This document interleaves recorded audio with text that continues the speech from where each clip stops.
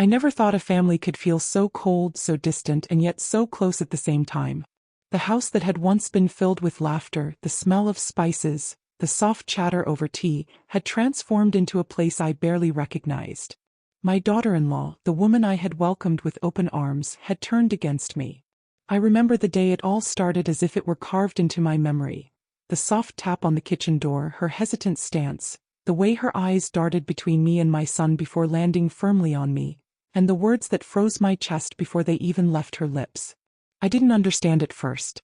Accused of something I didn't do. The very thought felt surreal, like a cruel trick of fate. I stood there, holding the teapot in my hand, watching her lips form the words that would begin a chain of events that left me questioning everything about my family, my son, and even myself. It was the way she said it, calm, almost rehearsed, yet carrying an edge sharp enough to cut through the air between us. "I think you've been," she began, and my heart sank, but I waited, desperate for context, for the words to lose their sting. But they didn't. The accusation wasn't just casual, it was deliberate. Careful. Calculated. My son, who had been hovering in the doorway, a silent observer, looked uncomfortable but said nothing, and that silence was louder than any defense I could muster. My mind raced. What could she possibly think I had done? I had raised her husband with care, guided him when he faltered, celebrated his victories quietly behind his back, supported him even when he disagreed with me, but I had never betrayed her trust. I had never, until now, at least in her eyes. She placed a folder on the counter between us, its edges crisp, the papers inside rustling faintly. She didn't speak. She simply gestured toward it. The moment I opened it, my hands trembled. Photographs, text messages, receipts, all meticulously arranged to create a story, a narrative where I was the villain. My pulse pounded. I flipped through the pages, disbelief washing over me. The photos were innocent enough. Moments from my life, my son's childhood, family gatherings. The messages were harmless words, notes I had written in love. How had these become accusations? How had my presence, my care, my love been twisted into something ugly in her mind? I wanted to speak, to defend myself, to explain that everything she thought she saw was a misunderstanding, a false conclusion born of fear or jealousy, but the words stuck in my throat. I felt a strange heaviness, a weight pressing down on my chest, as if I were suddenly visible in ways I had never imagined, as if every thought, every action, every decision I had made in her presence was being dissected, judged, and condemned. My son finally stepped forward, placing a hand gently on her arm, his face pale, conflicted. "Please," he whispered, "we can talk about this calmly." But the moment was gone. The seed had been planted. From that moment, the home I had built in my mind, the warmth I thought existed between us, began to crumble like sand slipping through fingers. Days passed, and the accusation lingered like a shadow in every room, in every corner of my life. I could see her watching me, measuring me, interpreting each smile, each word, each gesture as confirmation of her belief. My own son seemed torn, caught between loyalty to his wife and the love for his mother, and that conflict made him distant, unavailable, leaving me to navigate the cold currents of suspicion alone. I began to notice the small things first, the deliberate questions that weren't questions at all, the way doors closed softly behind her, the way her laughter didn't reach her eyes when I was in the room. Then came the confrontations, subtle at first, almost invisible, until they became unavoidable. I remember one afternoon standing by the window watching the rain drip slowly down the glass, and realizing that everything I had known about my family was changing. That day she accused me of speaking behind her back, of manipulating situations to my favor, of trying to control my son even as she tried to assert her own influence. I stood there, silent, absorbing the words that felt like shards of ice against my skin, and yet I knew I had done none of it. The fear that had begun as a whisper now roared in my chest. How do you defend yourself against someone who believes their version of reality more than your truth? I began to document everything, keeping notes of conversations, recording dates and times of minor interactions, trying to protect myself from being accused further. And every time I thought it couldn't get worse, it did. A misplaced glance, a misunderstood phrase, a simple act of kindness twisted into evidence against me. I felt my life fracturing, the home that had once been a haven turning into a battlefield. And yet, even as the walls closed in, a small voice inside me refused to accept defeat. I would not let this accusation define me. I would not let suspicion dictate my life. I would find the truth. I would prove my innocence. And I would discover the secrets hiding behind her eyes, the ones that had turned love into suspicion, warmth into coldness. That night, as I lay in bed listening to the quiet hum of the house, I realized something terrifying. This accusation was not just about the past, it was about control, power, and unspoken truths that had been buried for years. And I knew deep in my bones that uncovering the answers would not just protect me, it would change everything about my family forever. The house felt heavier now, as if the walls themselves were aware of the tension that had settled like a thick fog over every room. I moved carefully, almost silently, through the familiar spaces that had once brought comfort, noting how every glance from my daughter-in-law carried suspicion, how every casual comment from my son felt measured, as if he were walking a tightrope between two worlds. I kept replaying the moment she first handed me the folder, the weight of it pressing against my palm, and the way her eyes never left mine, waiting for a reaction that might betray guilt I did not possess. Days blurred into nights, and each conversation became a minefield. Every gesture and word could be twisted, misinterpreted, recorded in the narrative she had already constructed. I started noticing patterns, subtle, almost invisible, but persistent. The way she would ask my son for private opinions, whispering in his ear, the way she would pause mid-sentence when I entered a room, the way her laughter always seemed slightly too loud, as if to mask an underlying intent.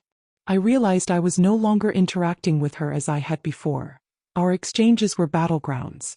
I would give a polite nod, a calm smile, and yet every fiber of my being was alert, scanning, interpreting, anticipating.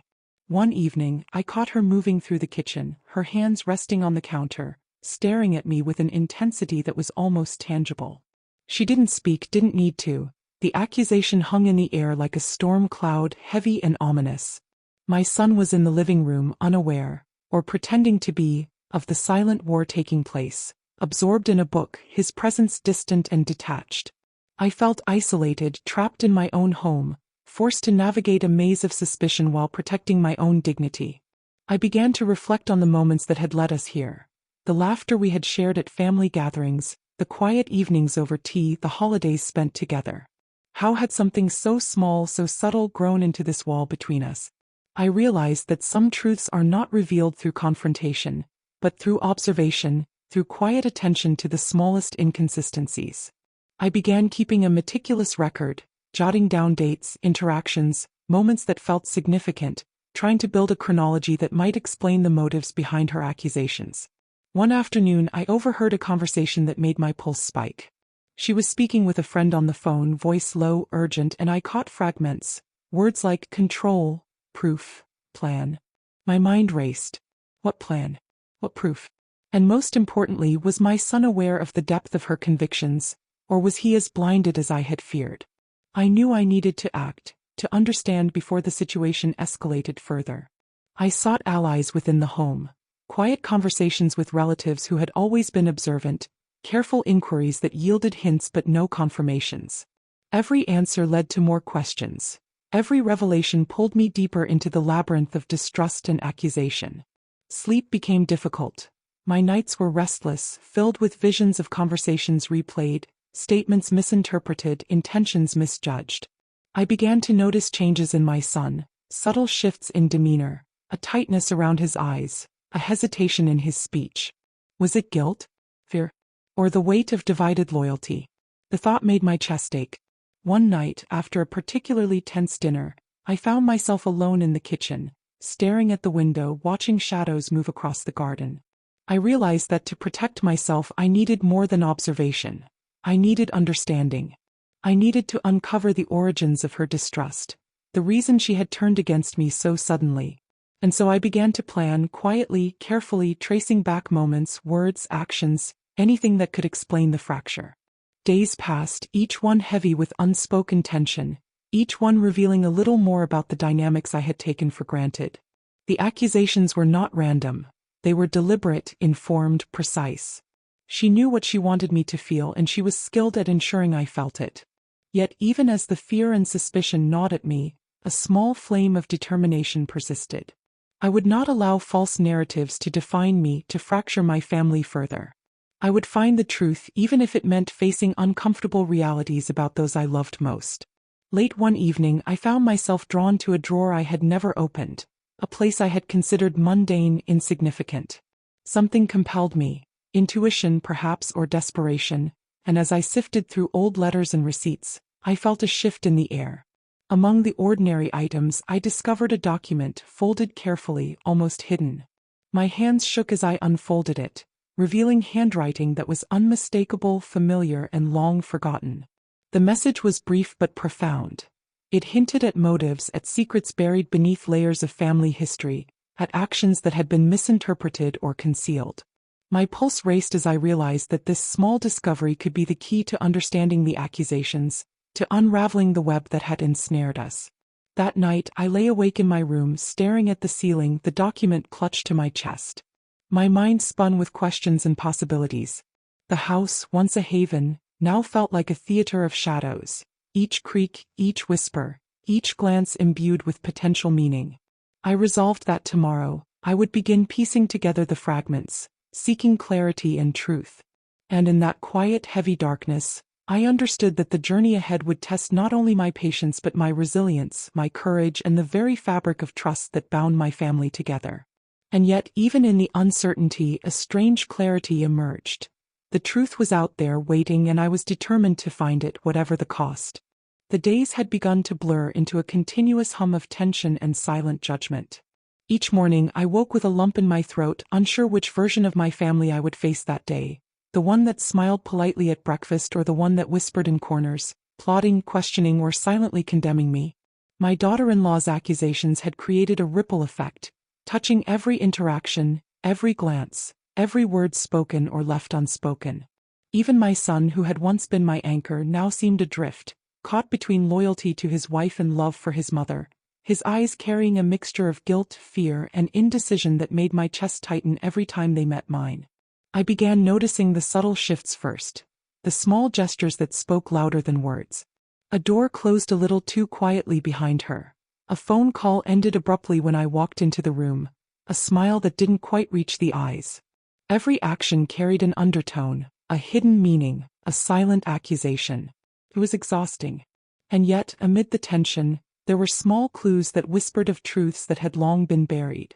In old photographs tucked in drawers I rarely opened, in letters written decades ago and misplaced among mundane papers, I began to see a pattern. A series of moments, carefully orchestrated by someone who wanted control, someone who had learned to manipulate appearances, emotions, and trust. One afternoon, while tidying the living room, I stumbled upon a box under the sofa cushions, its presence odd yet deliberate. Inside were receipts, letters, and photographs that seemed at first trivial, insignificant. But as I examined them, a realization dawned. These were not ordinary papers. They had been placed with intent, chosen to support a narrative. Someone had curated a story meant to incriminate, to provoke suspicion, to isolate me. My hands trembled as I traced the edges of the photos, the penmanship on the letters. How long had this been in motion? How carefully had this story been constructed behind my back? The answer was chilling. Longer than I had imagined. And worse, someone had counted on my innocence, my inability to suspect, my natural trust, to let the narrative unfold undisturbed until the final confrontation.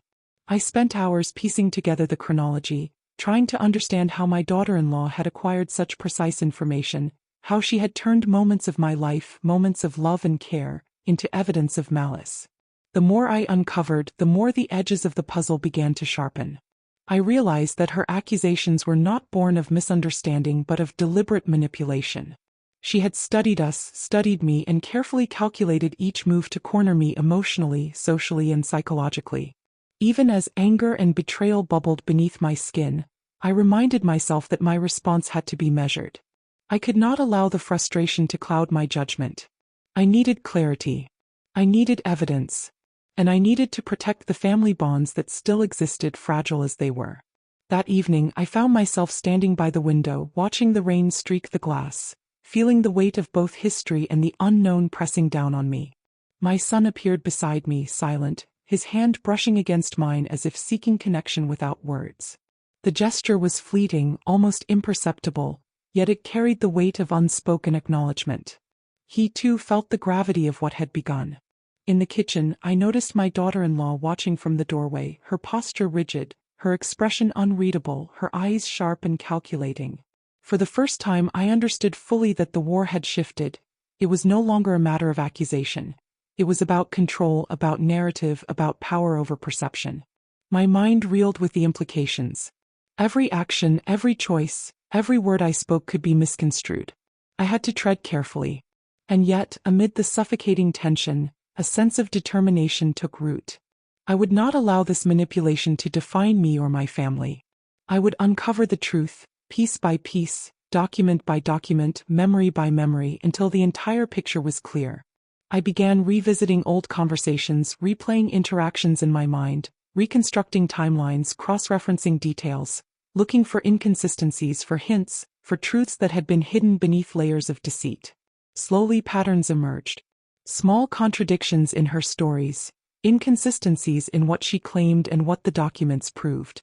The careful construction of suspicion began to show cracks. And in those cracks I found hope. The next day I confronted a relative quietly, someone I trusted to be neutral, asking subtle questions, observing reactions, piecing together the internal dynamics of a household that had shifted from warmth to tension. Every answer, every hesitation, every slip of the tongue was another piece of the puzzle. I realized that the accusation was not the end of the story. It was the beginning. The web of manipulation stretched further than I had imagined, and the person behind it had underestimated the depth of my patience, my attention to detail, my ability to observe, remember, and connect the dots. That night, as I lay awake, the house quiet and heavy, I felt a strange sense of clarity amidst the uncertainty. I was no longer passive. I was a participant in the unfolding narrative, actively seeking the truth, preparing for the moments when the hidden would surface, when the carefully crafted illusions would be revealed. And I knew that the revelations awaiting us would not only challenge the bonds between me, my son, and my daughter-in-law, but would also expose truths that had been buried, unspoken, and misunderstood for years. The path ahead was uncertain, and the tension thickened with every breath, every step, every glance. But one thing was certain. I would uncover the story behind the accusations, and in doing so I would reclaim my place, my dignity, and perhaps restore the fragile threads of trust that still remained. The atmosphere in the house had shifted from tense to almost unbearable. Every room I entered felt charged, as if the walls themselves were alive with suspicion, as if the very air whispered secrets meant only to unsettle me. I moved through familiar spaces with care, acutely aware that every step, every gesture, every word could be scrutinized, twisted, and wielded as evidence against me. The accusations had become a shadow I could not escape. Even my son, who had once been my anchor, now appeared hesitant, cautious, his eyes darting between us, betraying a tension he refused to acknowledge openly. I watched my daughter-in-law carefully. Every smile, every question, every casual comment had a weight, a hidden meaning. She had perfected the art of subtle manipulation, constructing a narrative that made me the villain in a story I did not even know I was part of. Her voice, calm and measured, carried the edge of authority, and it was this quiet command that seemed to bend the household around her. One evening, as I prepared tea in the kitchen, I noticed her standing near the window, her eyes fixed on me, calculating, analyzing, waiting. It was then I realized something profound. This was no longer about a simple accusation. This was about control, about power, about rewriting reality to suit her design. The realization was chilling. I began to see the patterns, the unseen hand that guided interactions, turning small incidents into proof of ill intent, exaggerating minor mistakes into evidence of guilt. Each morning, I would wake with a knot in my stomach, preparing for the subtle confrontations, the calculated glances, the silences thick with implication. I documented everything. Notes times interactions. A diary that mapped the careful construction of distrust, each entry a shield against the next wave of insinuation. But the closer I examined the events, the more I realized that the accusation was just the surface. Underneath was something deeper, older, a web of misperceptions, hidden motives, and long-forgotten secrets that had been waiting for the right moment to surface. One afternoon, I found myself drawn to the study, a room I had rarely entered in recent months. Among stacks of papers and books, I discovered a small locked drawer I had overlooked. Curiosity and intuition drove me to investigate. Inside were letters, receipts, and notes that had been carefully hidden, their contents potentially explosive. I sifted through each one, feeling the pulse of history, the weight of family secrets pressing against my consciousness. It was in that moment that I understood. The accusations were a symptom, not the cause. They were a reflection of fear, of misunderstanding, of unspoken tensions that had accumulated over years. And within these hidden documents, the pieces of the puzzle began to align. I discovered hints of past grievances, miscommunications, and actions misinterpreted, each one providing context, each one unraveling the tightly wound narrative my daughter-in-law had constructed. The realization was both liberating and terrifying. It meant that the truth existed, hidden beneath layers of emotion, manipulation, and time. But it also meant that uncovering it could shake the foundations of the family itself. That night, as I lay awake, listening to the quiet hum of the house, I contemplated my next move. I could confront, I could wait, I could gather allies. Every option carried risk. Every choice could alter the balance irrevocably. Yet I knew one thing: I could not remain passive. I had to act, to seek clarity, to untangle the threads of accusation from the truth. The next morning, I began a careful, deliberate investigation, revisiting old conversations, cross-checking events, speaking subtly to relatives and friends, observing, listening, documenting. The walls that had once confined me now felt like a map, each creak, each glance, each unspoken word guiding me toward understanding.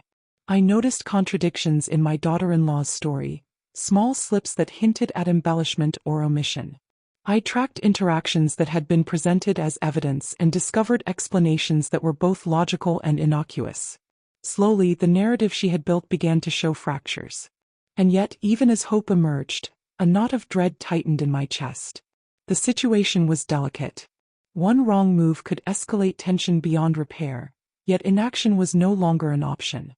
The discovery in the study had illuminated paths I had never considered, revealing motivations and secrets that had remained unseen, waiting for the right moment to surface. I felt a surge of determination. The accusations, the whispers, the tension, they would not define me. I would uncover the truth, restore my dignity, and perhaps reconcile the fractured bonds of my family.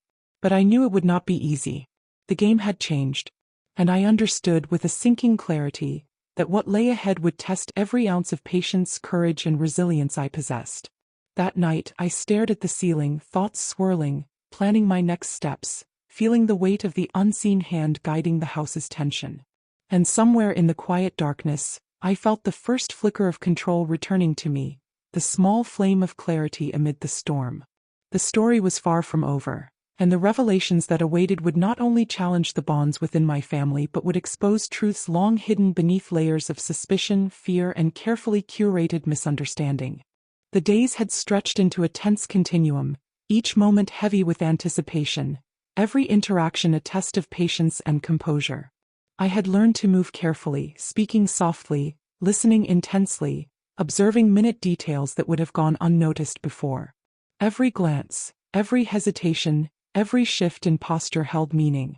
My daughter-in-law remained a constant presence, poised and deliberate, her accusations a lingering shadow that had transformed the house into a quiet battlefield.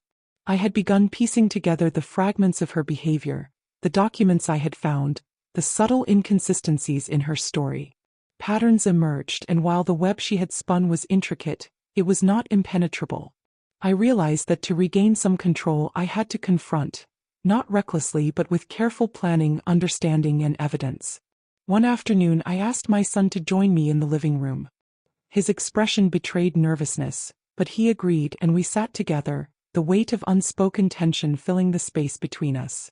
I began carefully, recounting events, phrasing questions in ways that did not provoke defense, observing his reactions, noting hesitation or surprise. Slowly, a thread of truth began to emerge. My son had been aware, in part, of the tension, but had underestimated the depth of manipulation that had taken hold.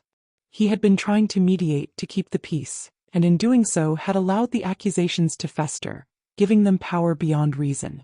That evening, I found an opportunity to speak directly with my daughter-in-law. The confrontation was measured. I presented observations, gently challenged contradictions, and referenced the documents I had found. Her composure remained intact, but I noticed micro-expressions, fleeting moments of discomfort, the subtle tightening of her jaw, the brief glance away, all betraying cracks in the carefully maintained facade. It was clear that she had constructed her narrative deliberately, but even the most meticulously designed story has weak points. I pressed further, carefully navigating the conversation, seeking clarity, uncovering motivations. It became apparent that the accusations had deeper roots than personal vendetta. There were fears, misunderstandings, and insecurities she had carried, amplified, and projected onto me. As we spoke, I felt a shift in the dynamic. The tension that had defined our interactions began to waver, like a bridge trembling under strain before stabilizing. For the first time in weeks, there was a glimmer of understanding, of recognition that the truth was more complex than either of us had assumed. Yet the path to resolution remained perilous. One wrong word, one misinterpreted gesture could unravel the delicate balance we were trying to establish. I realized that patience, observation, and careful dialogue would be essential in navigating the next phase. In the days that followed, I continued to document every interaction, cross-referencing statements, tracking behaviors, and noting inconsistencies.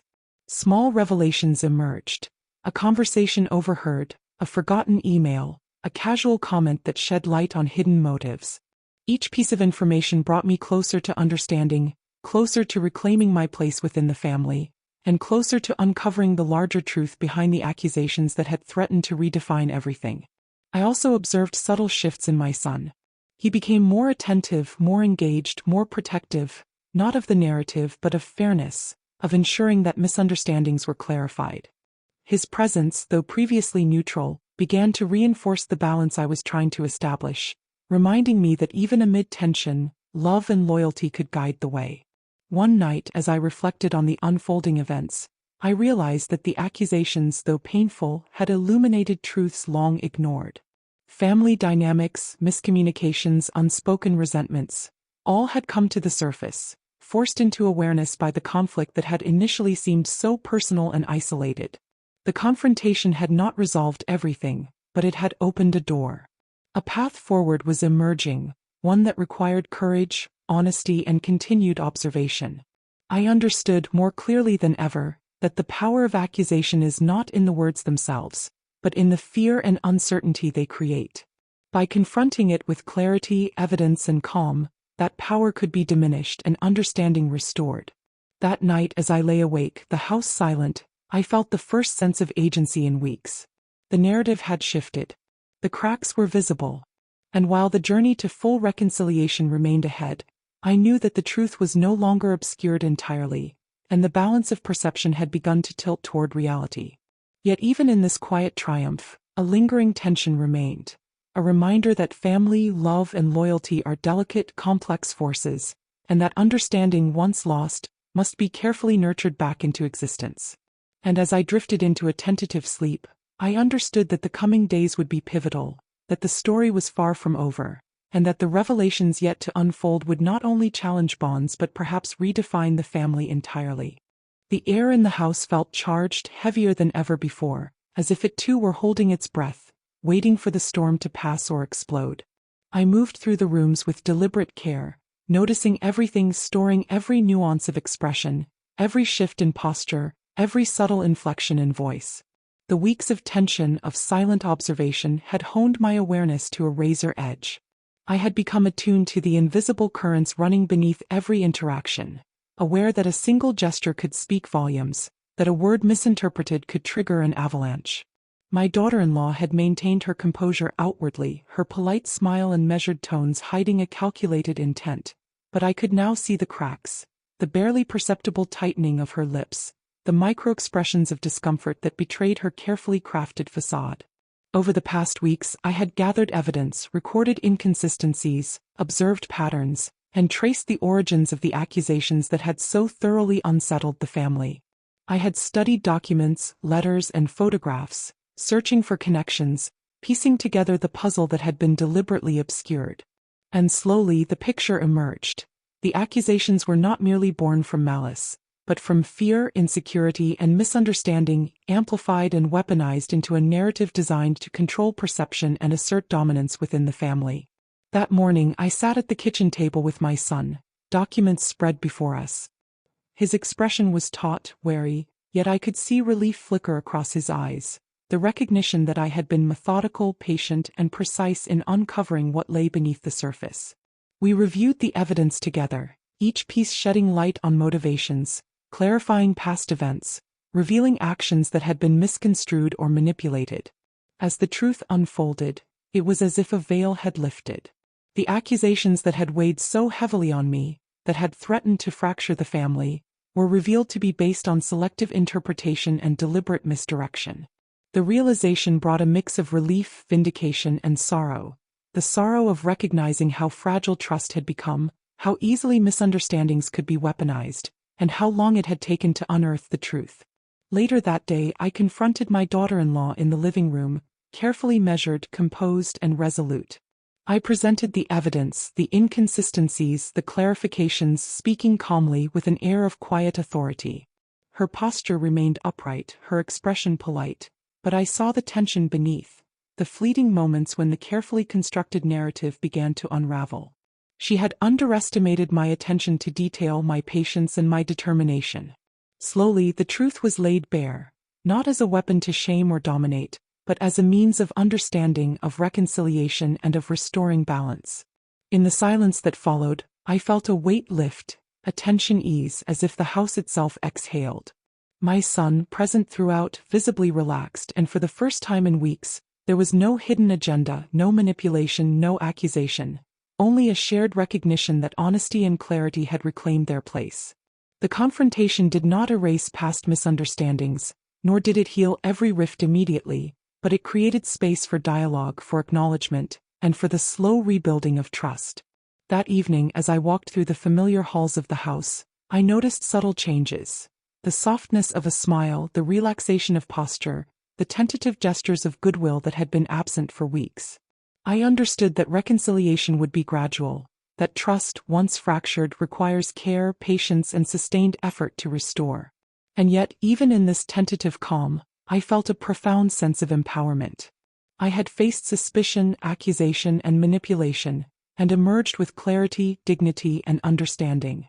I had navigated the delicate interplay of family dynamics, observed, recorded, and uncovered the truth, and in doing so had regained my agency, my voice, and my place within the family. As night fell, I reflected on the journey. The tension, the observation, the meticulous reconstruction of events, the patient unraveling of a carefully constructed narrative. Each step had required resilience, discernment, and courage. And now, the house, once heavy with unspoken suspicion, carried the quiet potential for restored harmony, for dialogue, and for healing. I understood that the story was far from over. Relationships would need nurturing, trust would need reinforcement, and understanding would need to be deepened. But the foundation had been laid. And as I lay in bed that night, listening to the familiar creaks of the house settling, I felt a quiet certainty. The truth, once obscured, had emerged, and with it the possibility of renewal, connection, and the slow mending of bonds that had been strained, tested, and nearly broken. Yet, as comforting as clarity was, I also knew that vigilance must remain. Family dynamics are intricate, trust is fragile, and the lessons learned would guide future interactions, shaping the path forward with care and intention. And with that thought, I drifted into a deep, reflective sleep, ready to embrace the days to come with awareness, patience, and the quiet confidence that the storm had passed, and the dawn held promise for understanding, reconciliation, and the restoration of familial harmony.